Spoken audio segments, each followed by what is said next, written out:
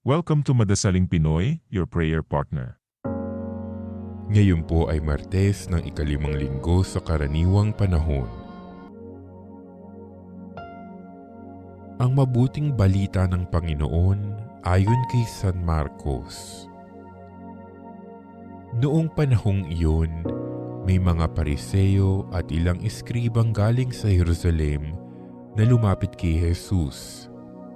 Nakita nila na ang ilan sa mga alagad ni Jesus ay kumakain nang hindi muna naghuhugas ng kamay sa paraang naaayon sa turong minana nila. Ang mga Hudyo, lalo na ang mga Pariseo, ay hindi kumakain hanggat hindi nakapaghuhugas ng kamay ayon sa mga turong minana nila sa kanilang mga ninuno. Hindi rin sila kumakain ng anumang galing sa palengke nang hindi muna ito hinuhugasan.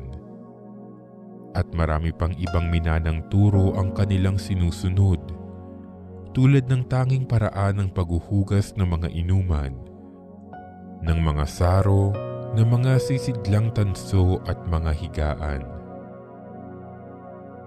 Kaya't tinanong si Jesus ng mga Pariseo at mga eskriba, "Bakit hindi sumusunod ang mga alagad mo sa mga turo ng ating mga ninuno? Kumain sila nang hindi man lamang naghugas ng kamay ayon sa paraang iniutos." Sinagot sila ni Jesus, "Tama ang hula ni Isaías tungkol sa inyo. Mapagpaimbabaw nga kayo gaya ng kanyang isinulat. Paggalang na handog sa akin ng bayan ko'y paimbabaw lamang, sapagkat sa bibig at hindi sa puso ito bumubukal. Pagpurit pagsambang ginagawa nila'y walang kabuluhan. Ang utos ng tao ay itinuturong utos ng may kapal.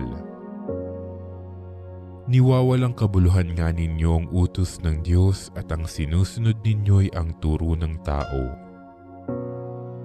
Sinabi pa ni Jesus, "Kay husay ng paraan ninyo sa pagpapawalang bisa sa utos ng Diyos, masunod lamang ninyo ang mga turong minana ninyo. Tulad nito, inuutos ni Moises, igalang mo ang iyong ama't ina, at ang magsalita ng masama sa kanyang ama o ina ay dapat mamatay.